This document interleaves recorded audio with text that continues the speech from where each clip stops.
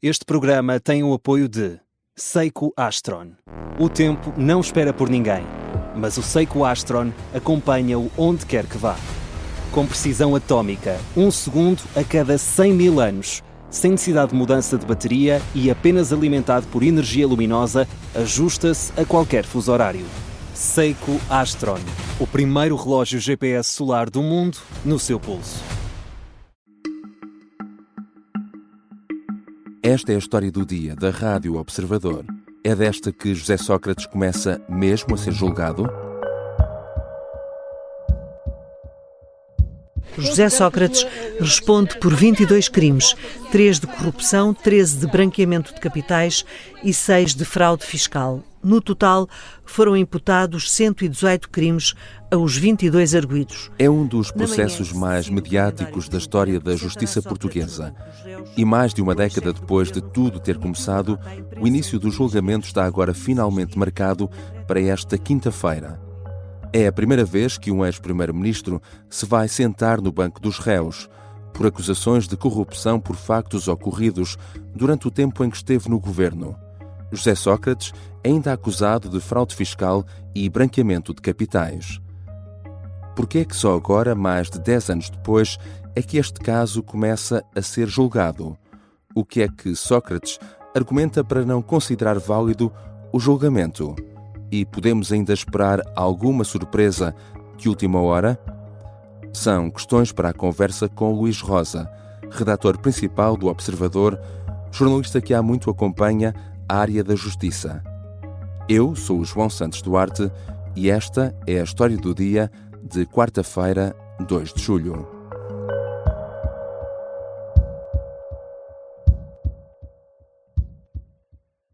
Bem-vindo, Luís. Olá, João. Passou mais de uma década desde o início deste processo e 3 procuradores-gerais da República diferentes. Mesmo tratando-se de um caso muito complexo, como é que é possível ser necessário tanto tempo para se começar um julgamento? Para te responder, vou primeiro dar factos objetivos. Os autos foram abertos em julho de 2013. Tiveram uma acusação em outubro de 2017, ou seja, a fase de inquérito acabou e o processo saiu das mãos do Ministério Público. Tiveram uma decisão de pronúncio para o julgamento em abril de 2021, dada uma decisão instrutória, que era composta por uma pronúncia e por uma não pronúncia, dada em abril de 2021 pelo juiz de instrução Ivo Rosa. Tiveram uma nova decisão de pronúncia em janeiro de 2024 pelo Tribunal de Relação de Lisboa no chamado processo principal, em que anulou toda a decisão de não pronúncia que o Dr. Ivo Rosa tinha tomado, e tiveram uma segunda decisão de pronúncia no chamado processo secundário em junho de 2025. Perguntas-me porquê é que isto demorou tanto? A explicação sumária são 2. A primeira resposta, juiz Ivo Rosa, que demorou 2 anos e meio a fazer uma instrução criminal. Melhor, demorou 2 anos e meio a fazer um julgamento, porque na realidade foi isso que o juiz Ivo Rosa fez. Ouviu dezenas de testemunhas, algumas até durante vários dias, como se fosse o presidente de um tribunal coletivo. O problema não era um juiz de um tribunal coletivo, não era o juiz-presidente, era um mero juiz de instrução criminal. E não é suposto demorar tanto tempo essa fase, não é? Não é suposto demorar 2 anos e meio uma fase destas, mesmo com um processo com esta complexidade, porque o juiz de instrução criminal é um juiz que se calhar tem mais poder em todo o nosso processo penal de acordo com as atuais regras. Pode rejeitar tudo. Se os arguidos querem ouvir testemunhas, há muitos juízes que recusam ouvir e simplesmente fazem uma avaliação de direito da acusação. E portanto o juiz Ivo Rosa fez isso porquê? Por pura vaidade. É uma opinião, não é um facto, mas por pura vaidade. Qual é a segunda razão? Chama-se José Sócrates.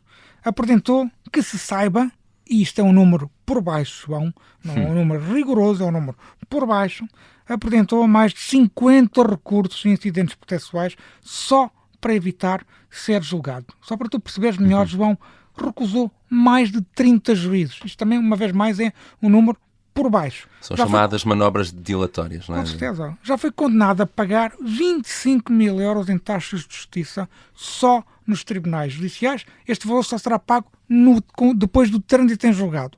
Mas nós sabemos, se mantiver o mesmo nível de rendimentos, José Sócrates não terá dinheiro para pagar estes 25 mil euros de taxa de justiça. E já foi condenado a pagar, porque tem mesmo que pagar logo, 16 mil euros do Tribunal Constitucional. Portanto, só estes dados te dão uma imagem de que, obviamente, a tramitação do processo é lenta, demora muito tempo a chegar ao julgamento e os principais culpados têm 2 nomes, Juiz Ivo Rosa e José Sócrates.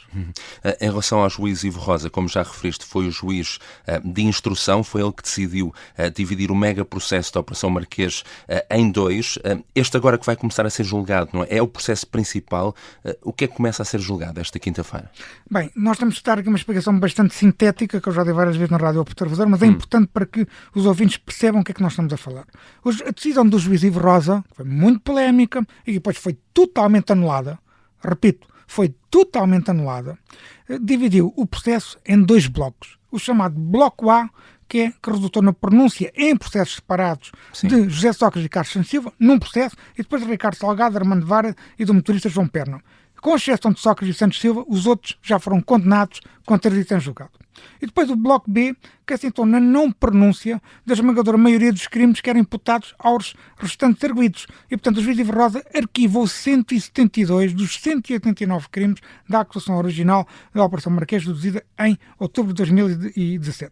Ora, passados quase 3 anos sobre a decisão do juiz Ivo Rosa, e aqui uma vez mais o juiz Ivo Rosa também é culpado disto, porque deu 120 dias à acusação ao Ministério Público para correr e deu mais 120 dias às defesas para responderem ao recurso do Ministério Público. Já viste? Já passou quase um ano.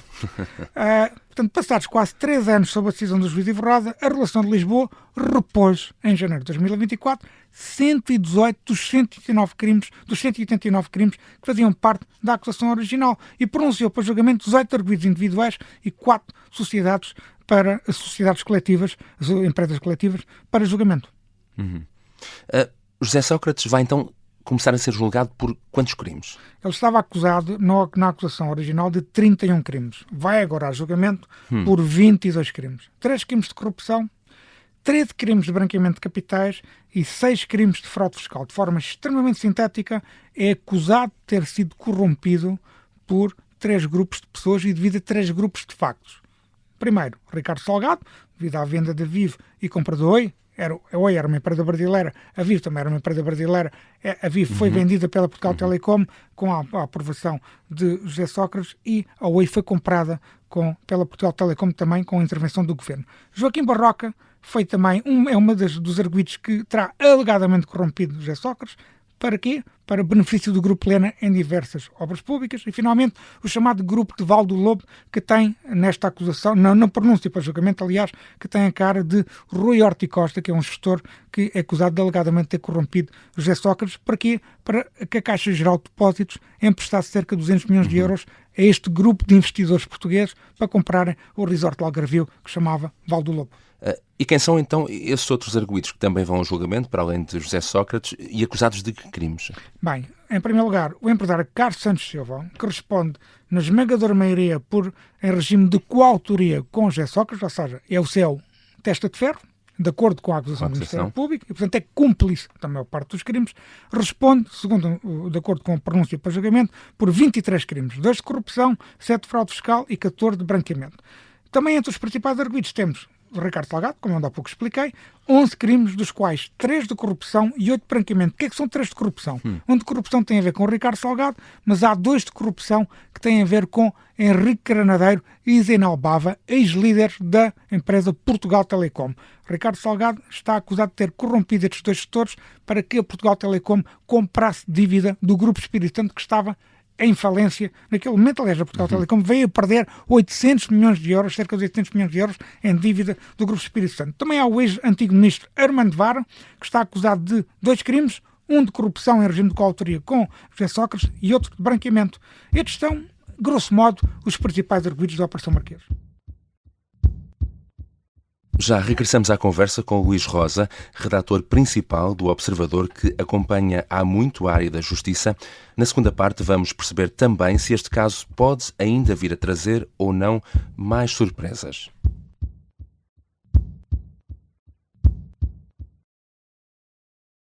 Estamos de regresso à conversa com o jornalista Luís Rosa. Agora, existia aqui a dúvida sobre se José Sócrates iria aparecer ou não na primeira sessão do julgamento, marcada para esta quinta-feira. Entretanto, Sócrates já veio dizer que vai comparecer, se houver julgamento. O ex-primeiro-ministro entende que não há condições para se começar um julgamento porque considera que não há nem acusação nem pronúncia. Isto nas palavras dele.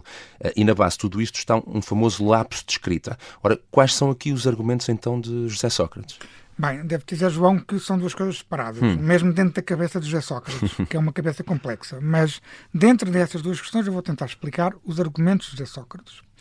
Em primeiro lugar, quando ele diz que não há acusação nem pronúncia, é falso, não está correto e foi uma fantasia que o próprio José Sócrates criou e que não se farta de repetir.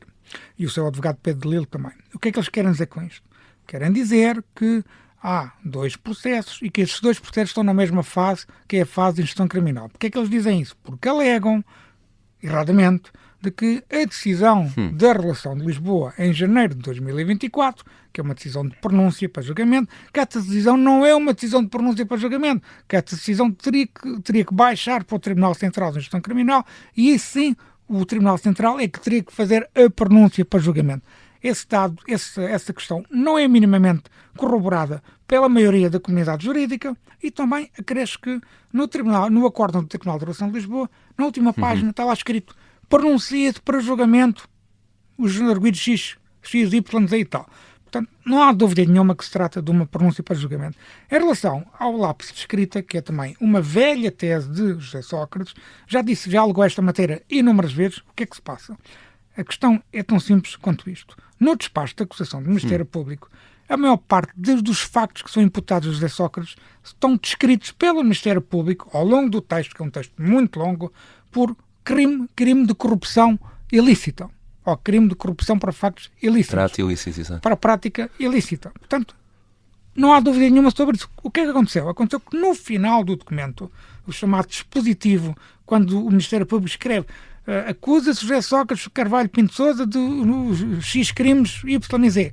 Nos crimes de corrupção cometeu-se uma gralha. Escreveu-se corrupção lícita e não corrupção ilícita como está ao longo de toda a acusação. Ora, a relação de Lisboa em janeiro de 2024 corrigiu esse lapso, aceitou os argumentos do Ministério Público, que é por mais evidente, também está citado no Acórdão de Relação de Lisboa, que eu li do princípio ao fim, e portanto está devidamente claro que é um lapso, e a corrigir esse lapso é tão simples quanto isto. Não é mais do que isto.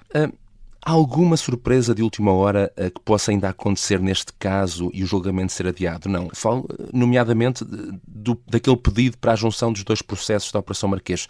Pode ter alguma influência, não?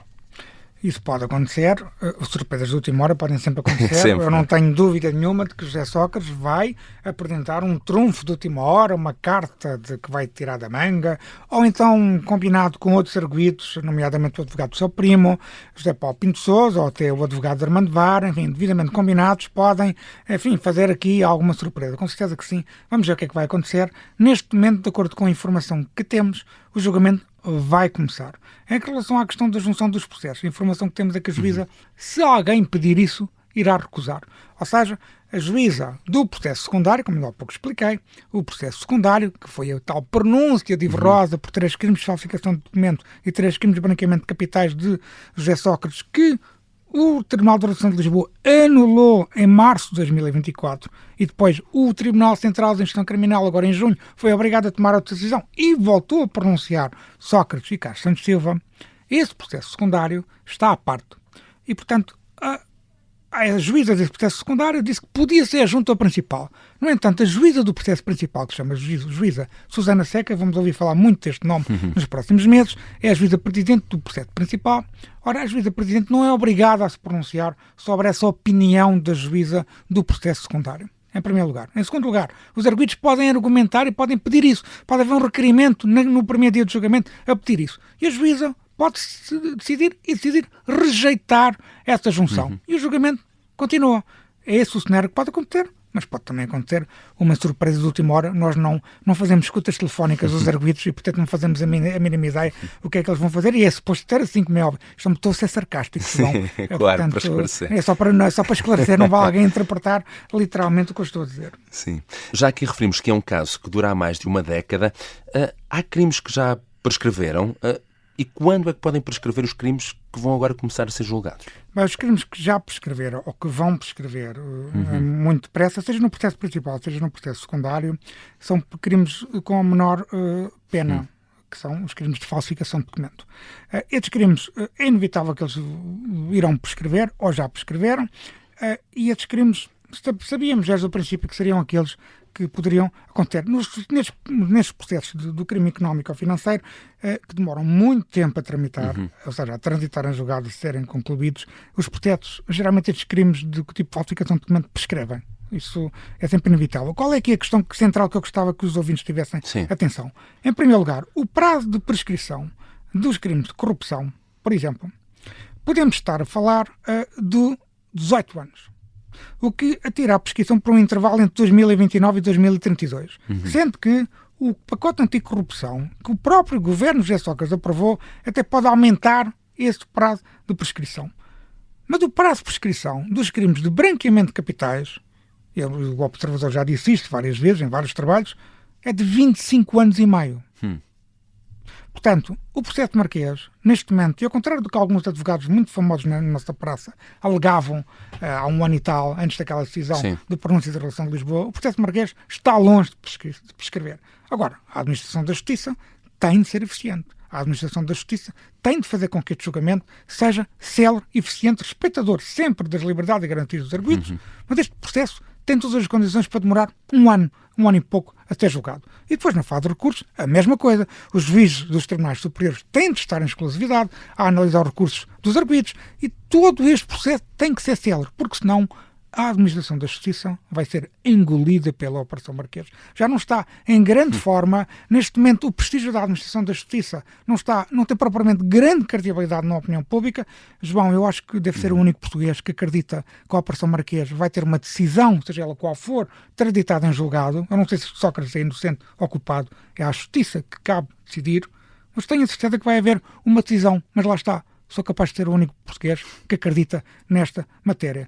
Porque eu tenho um artigo que escrevi em abril de 2021 e o título era O fim da Operação Marquês, talvez em 2036. Vamos ver se eu acerto ou não. Obrigado, Luís. Obrigado. Luís Rosa é redator principal do Observador e acompanha há muito a área da justiça. A terminar, deixo-lhe ainda 3 notas a ter em conta esta quarta-feira. Os trabalhadores do Instituto de Segurança Social, com contratos a termo certo ou incerto, vão estar em greve. Exigem o fim do trabalho precário e a abertura imediata dos concursos para a admissão de todos os trabalhadores com vínculo precário. Está marcado para hoje um protesto contra os voos noturnos no aeroporto de Lisboa. É promovido pela plataforma Aeroporto Fora, Lisboa Melhora, e está agendado para as 7 da tarde à saída da estação de metro do aeroporto. E assinala-se esta quarta-feira o Dia Mundial do OVNI. É também a data que marca o aniversário de um dos acontecimentos mais conhecidos de sempre, com objetos voadores não identificados, a alegada queda de um OVNI em Roswell, nos Estados Unidos, em 1947. Um acontecimento que, ainda hoje, continua a dar origem a inúmeras teorias da conspiração. Esta foi a história do dia. A sonoplastia é de João Tição. A música do genérico é de João Ribeiro. Eu sou o João Santos Duarte. Até amanhã.